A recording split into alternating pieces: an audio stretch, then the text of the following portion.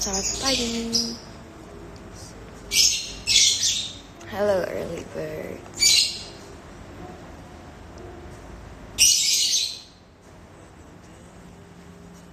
Hi.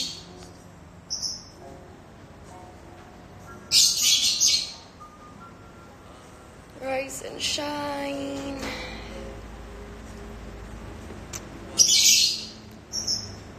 Selamat pagi.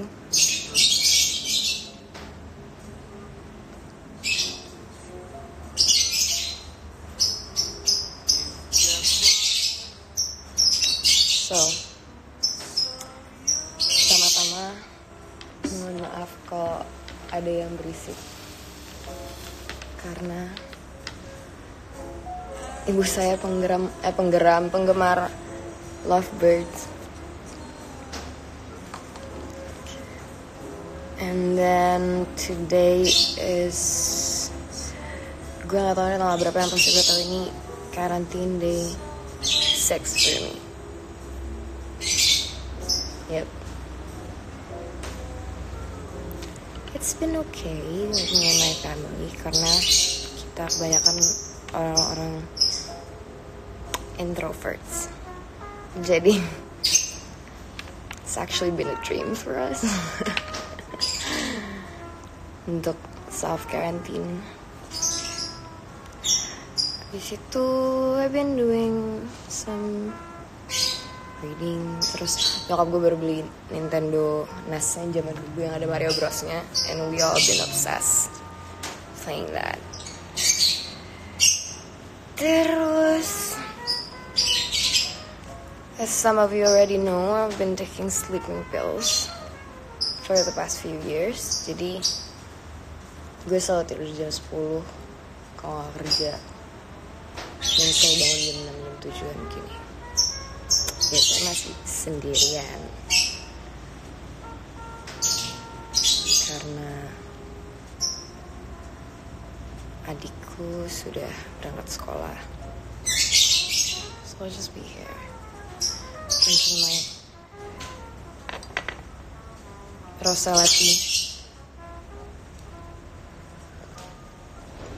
Anyway, orang-orang pada nanyain kemarin buku yang gue posting di Instagram. I really want to talk about books now with you guys.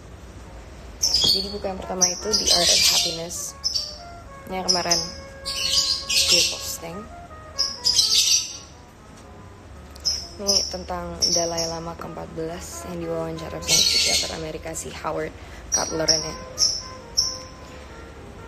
Dia sih international bestseller ya. Ini aja gue beli the 10th anniversary edition. Kayak menurut gue okay. Cuma yang lebih menarik tuh lebih ke ya si Cutler ngewawancara langsung. Jadi kayak dia bisa nanya apapun tentang kayak how do you deal with happiness, how do you train your mind to be more positive and to be happy. Terus actually I'm gonna read some of it for you guys.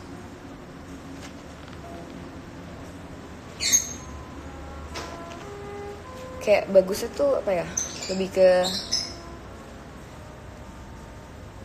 bukan self-help book. Kalau misalnya self-help book is in the power of your subconscious mind, yang selalu gue omongin di mana-mana, itu kan bener-bener kayak helping as fuck gitu.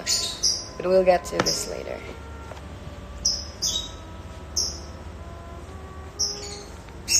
Dia tuh kayak lebih ngasih wejangan gitu untuk orang-orang, untuk gimana caranya biar dia lebih happy.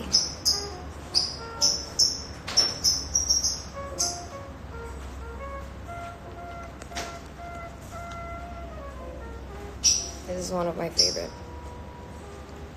Summarizing the interview earlier, he said, as long as there's a lack of the inner discipline that brings calmness to mind, no matter what external facilities or conditions you have, they will never give you the feeling of joy and happiness that you're seeking.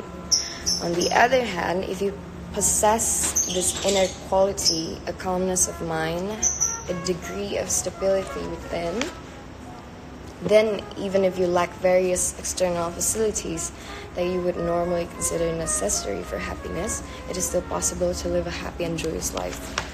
Jadi kayak dia lebih underline bahwa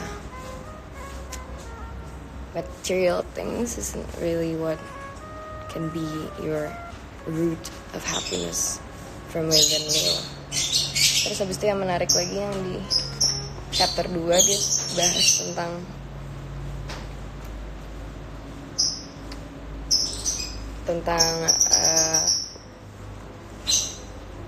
salah satu cara untuk lo bahagia adalah lo remove all the negativities outside. Sama banget kayak Marie Kondo, if you guys know. Marie Kondo itu is she Japanese? I don't know if she's Japanese or Chinese. Cuma dia bahas tentang anything that doesn't spark you joy, throw it out to the trash. Iklan tuh banyak sekali ya. Mantap.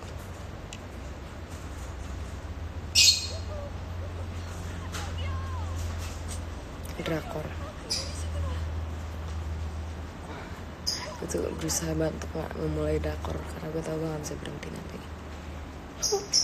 Okay, speaking of Marie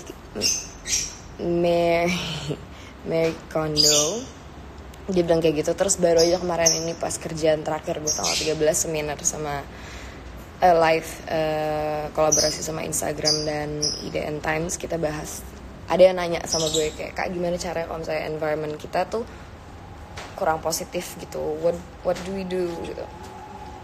And my answer was, kalau nggak bisa dirubah tinggalkanlah, kalau misalnya nggak bisa dirubah berdamailah.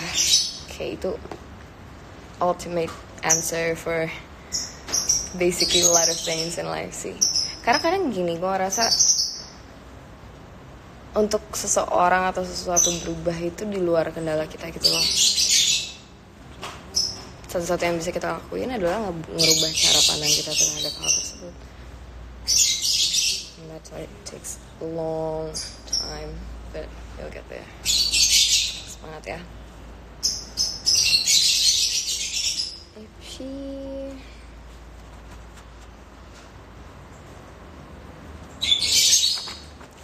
No romance.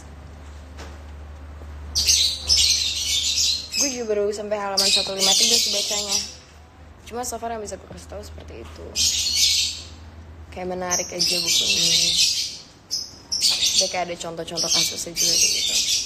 Speaking of contoh kasus, the one thing I think everyone needs to read adalah ini. Jadi dulu gue punya first edition-nya. Guys, chill a bit. Daniel Goleman, Emotional Intelligence atau kecerdasan emosional. Jadi dulu gue punya first edition-nya tapi in English. Terus waktu itu gue ke Gramedia, gue beli yang versi bahasa Indonesianya untuk memperbanyak diksi. Menurut gue buku ini epic banget, semua orang harus punya. Karena banyak orang yang sadar sama intelligence quotient, but they don't really realize how equally important emotional quotient is. IQ and EQ and SQ actually. Spiritual quotient. Ya, kecerdasan itu ada 3 guys. Kecerdasan intelektual, emosional, dan spiritual. Jadi kita gak boleh ngasah terus-menerus satu doang, terus yang lainnya diabaikan. I really like this book. I don't even know where to start.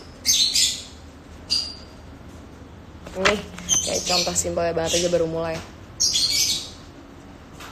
Siapapun bisa marah. Marah itu mudah, tetapi marah pada orang yang tepat, dengan kadar yang sesuai, pada waktu yang tepat, demi tujuan yang benar, dan dengan cara yang baik, bukanlah hal yang mudah. You need a higher EQ for that. By the way, Aristotle said that.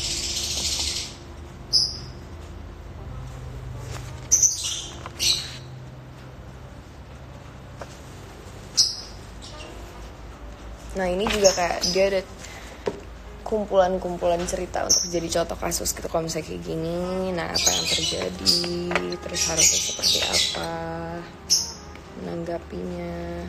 Bagus banget sungguh. Dan jadi si Daniel Coleman ini emang author, tapi dia tuh apa tuh namanya, kayak journalist scientific gitu loh, scientific journalist, is that even a word? I don't know, but he's like that.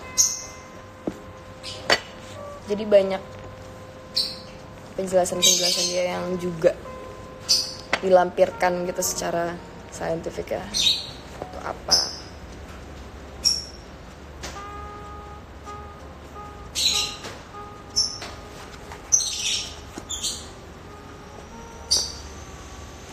Aduh, gue bingung mau mulai dari mana. Let's talk about this. Anatomi amarah. Nah,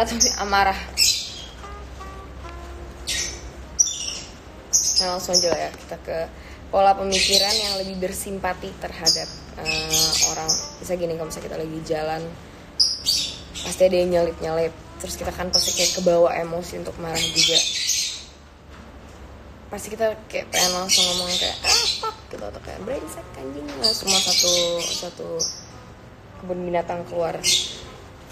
Dia ngasih tahu pola pikir alternatif yang bisa lo lakuin instead of doing that adalah, barangkali ia tidak melihatku, atau boleh jadi ia punya alasan kuat mengapa mengemudi begitu ngawur. Siapa tahu ada keadaan darurat medis. Kadang gue sering mikir kayak, mungkin dia kebelet pup gitu. Alur kemungkinan tersebut akan melunakkan amarah menjadi rasa kasihan, atau sekurang-kurangnya membuat pikiran jadi lebih terbuka, sehingga menggagalkan timbulnya amarah. Misalnya sebagaimana diingat oleh Aristotle, walau sebenarnya kita hanya boleh marah secara wajar, lebih sering amarah kita muncul tidak terkendali. Benjamin Franklin dapat merumuskannya dengan bagus. Amarah itu tidak pernah tanpa alasan, tapi jarang ada alasan yang benar. I have this theory that I created like a few years back.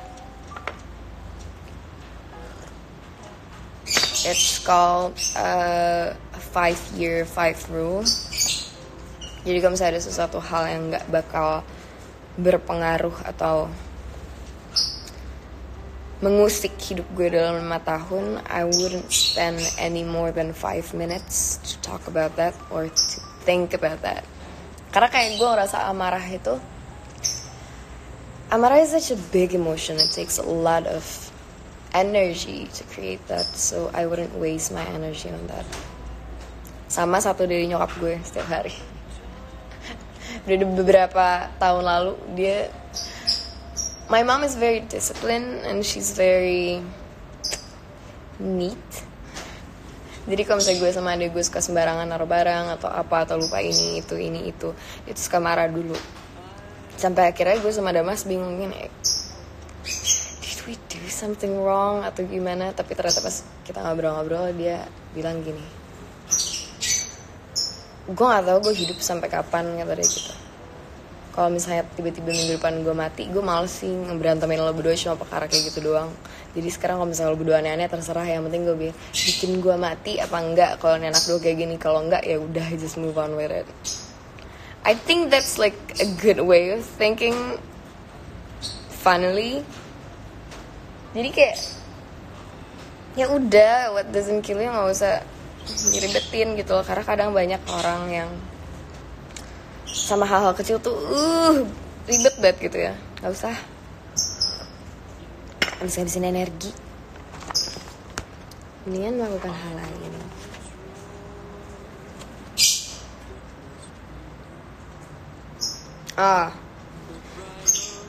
Aku suka banget sih bukunya guys. Kayak I don't know, I'm so excited to tell you guys. I hope you are too. Nih salah satunya lagi di dalam sini ada cara self-help 101 ketika kita anxiety attack. Di sini siapa yang suka anxiety, suka tiba-tiba panic attack, suka tiba-tiba overthinking, overworrying. Nih, kata psychologist Thomas Borkovac, langkah pertama yang bisa kita lakukan adalah kesadaran diri, yaitu Darul iklan.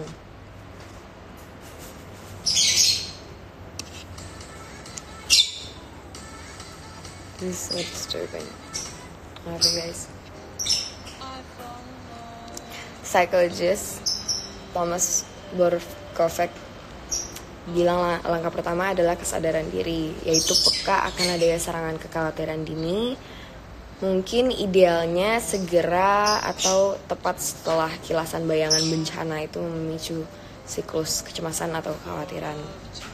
Si Thomas ini melatih orang menggunakan pendekatan ini dengan terlebih dahulu mengajarkan mereka memantau tanda-tanda kecemasan, terutama belajar mengidentifikasi situasi-situasi yang memicu kecemasan. Atau kilasan pikiran dan bayangan yang mengawali kecemasan tersebut.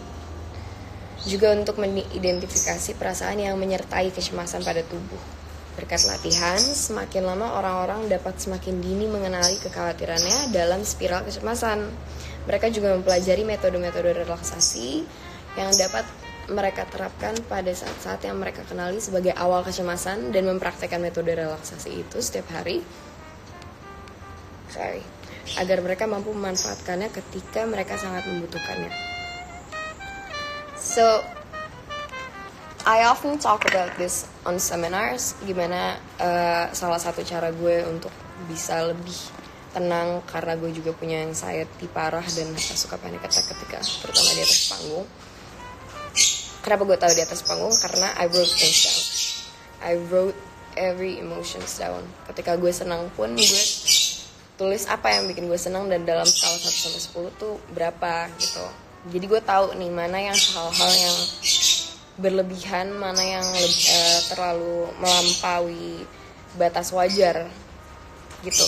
Gitu juga dengan anxiety, gue harus tahu persis. Karena kadang kita kalau misalnya anxious tuh kayak anjing gue anxious, gue gak tahu kenapa gitu, kayak anxious aja gitu. Nah itu kalau misalnya lo mulai perlahan-lahan untuk catat kenapa alasannya di titik-titik apa di hidup lo yang tiba-tiba lo ngerasa demikian, lama-lama lo bisa tahu dan lo dapet trigger apa aja dan lo bisa hindarin atau you make peace with that. Don't know. Lalu bila gagal melakukannya, spiral kecemasan akan terus-menerus kembali. Jadi langkah berikutnya adalah bersikap kritis. Guys, I'm talking here. By the way, gue sering mereka pakai air sirih gitu, dibuat sama nyokap gue. Karena kata nyokap gue kalau misalnya dia kayak terlalu berisik ngomel-ngomel terus gitu, tuh mereka kepanasan. Jadi terus kayak kasih freshener dikit. Tapi gue sampai mana tadi ya? Oh ya, bersikap kritis terhadap pengandai-andaian mereka. Apakah kemungkinannya memang benar, memang besar bahwa peristiwa yang menakutkan itu akan terjadi? Apakah mutlak hanya ada satu cara dan tidak ada alternatif lain untuk mewujudkannya? Keren tuh. Adakah langkah-langkah konstruktif yang dapat diambil? Sungguhkah bermanfaat untuk terus-menerus merenungkan pemikiran yang mencemaskan yang itu-itu juga? And then I wrote a little note in here. And even if it does happen, there's nothing you can do about it. There's always silver linings. You know, maksudnya panjangnya adalah kadang kita gak bisa mengatur takdir. Kadang whatever meant to happen in your life, you can never prevent that gitu. Jadi ya why worrying? Karena kalau misalnya kejadian ya memang harus terjadi. Kalau misalnya enggak ya ngapain worry? I know it's so easy to say that and it's so hard to like apply that in the everyday life. Cuma kayak practice makes perfect. Lama-lama lo tahu mana yang wajib untuk dikhawatirkan, mana yang cuma hanya buang-buang energi. Tapi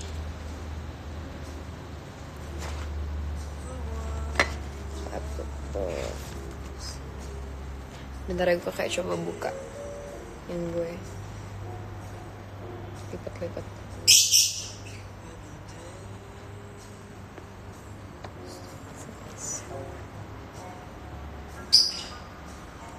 Nah, di chapter manajemen berlandaskan perasaan ada pembahasan kritik yang bijaksana. Nih buat para netizen yang suka mengkritik. Ini adalah cara mengkritik yang tidak destruktif. Bacain ya.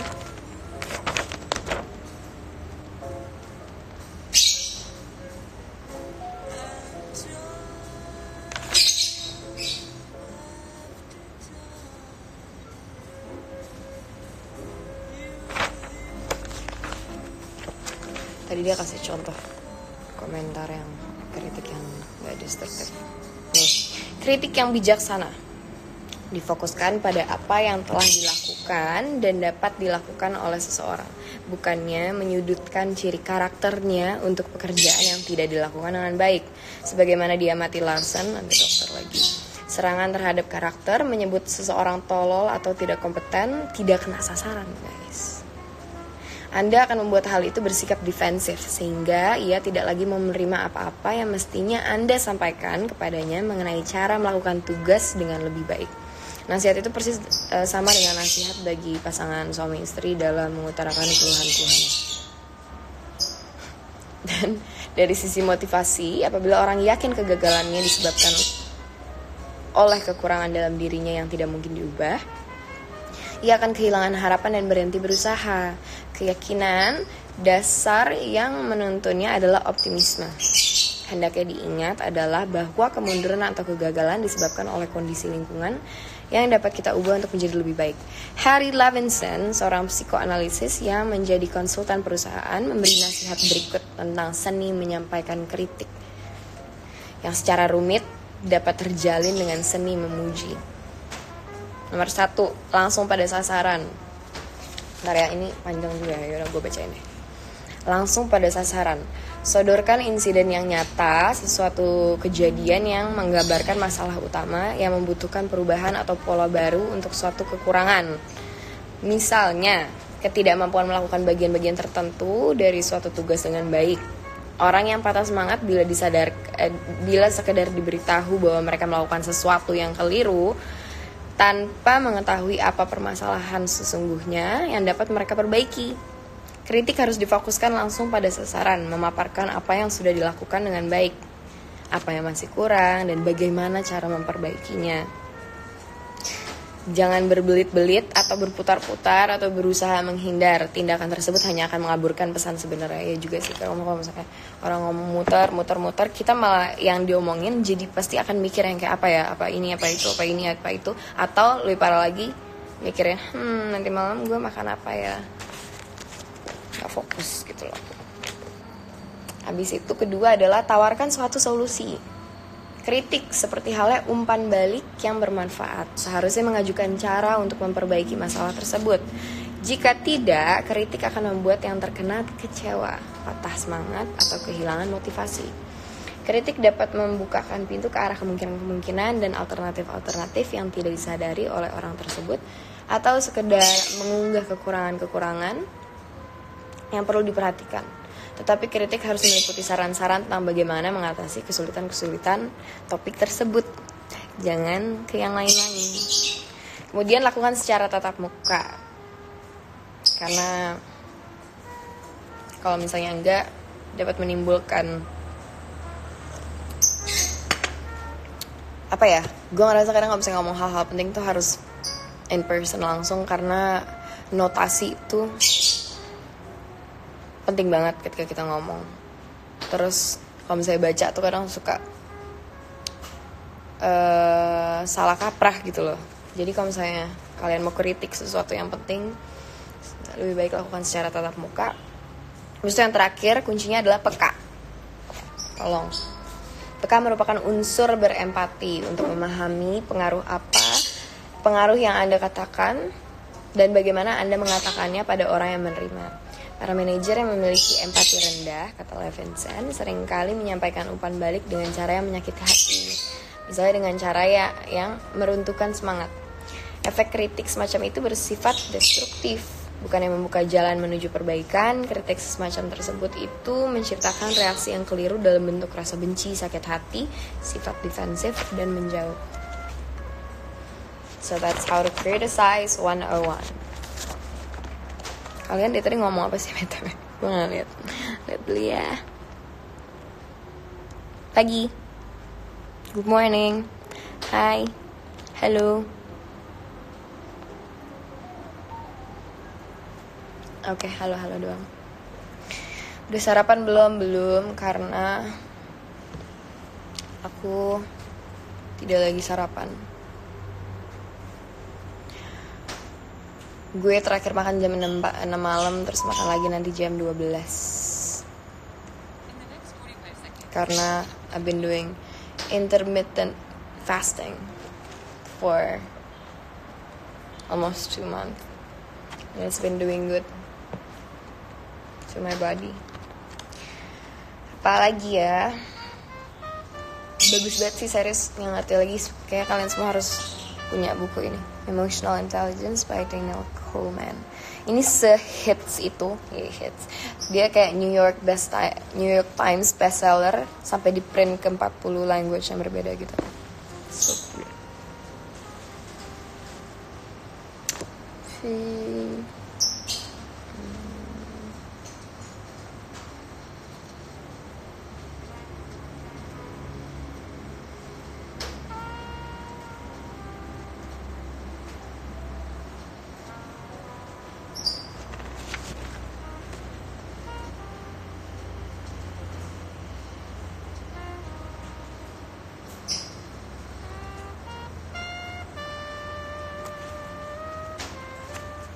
Udah sih, kalau misalnya gue ngomong semua ntar spoiler.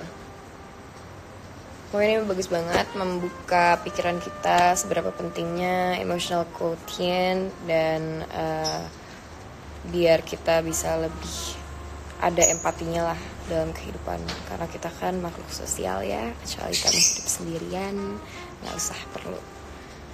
Emotional Intelligence by Daniel Goleman. Oke, terakhir adalah my favorite, The Power of Your Subconscious Mind by Dr. Joseph Murphy. Jadi ini bestseller banget, sampai more than 1 million copies in print. Jadi Dr. Joseph Murphy ini psikiater ya. Usually gue lupa. Ya udahlah, pokoknya ini artinya adalah kekuatan dari alam bawah sadar kita semua. Did you know, fun fact, bahwa dalam keseharian kita lebih sering menggunakan alam bawah sadar kita daripada alam sadar kita. Kayak misal hal-hal yang udah keseharian kita lakuin, kayak sikat gigi dan lain-lain sebagainya, itu kita nggak pakai conscious mind kita. Jadi subconscious mind kita itu sangat amat aktif. Bahkan ketika kita tidur pun subconscious mind kita tetap sadar. Buku ini bagus banget. Gue selalu ngebahas ini di semua seminar yang ada. Semua hal-hal therapeutic dan self-therapy, self-healing therapy yang gue lakuin kebanyakan berasal dari buku ini.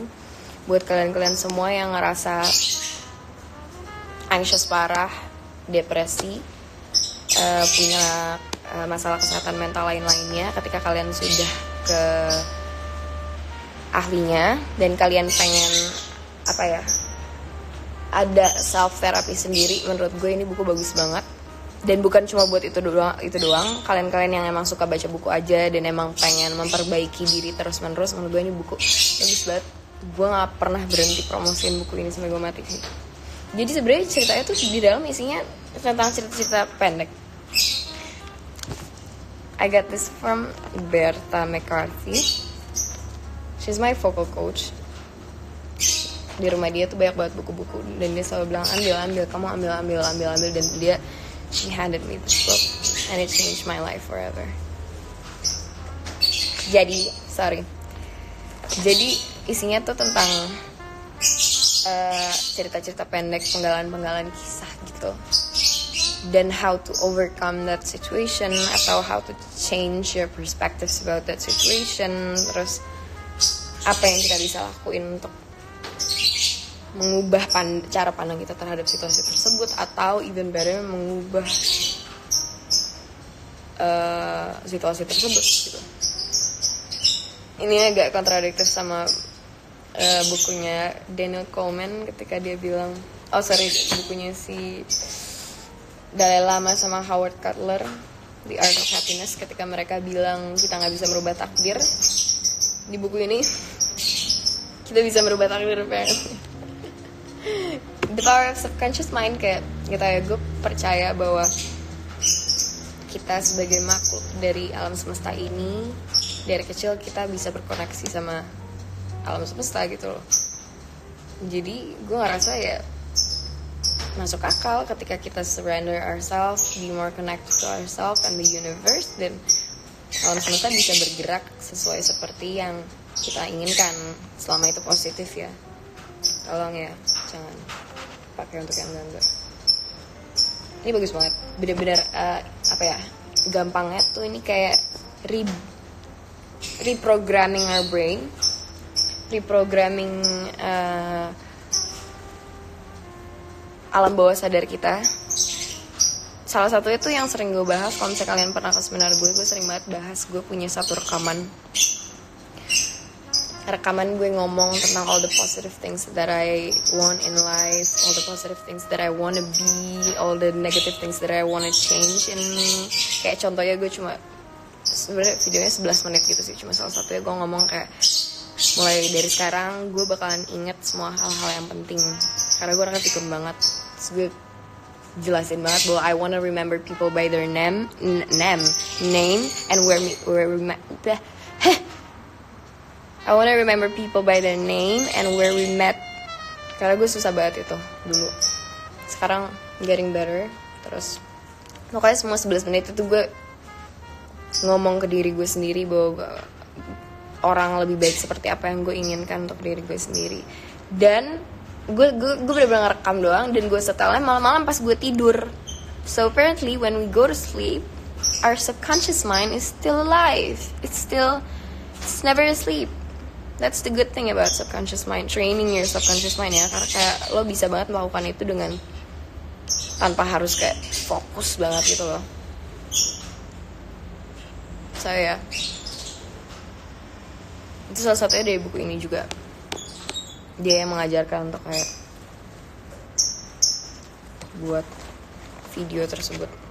Abis itu buku ini bener-bener gue pinjemin ke nyokap gue, ke sahabat-sahabat gue, udah muter-muter sampai Dedel Duel. Abis itu disolasi sama nyokap gue dong. I don't know if you guys can see, because it's pretty neat. Good as new.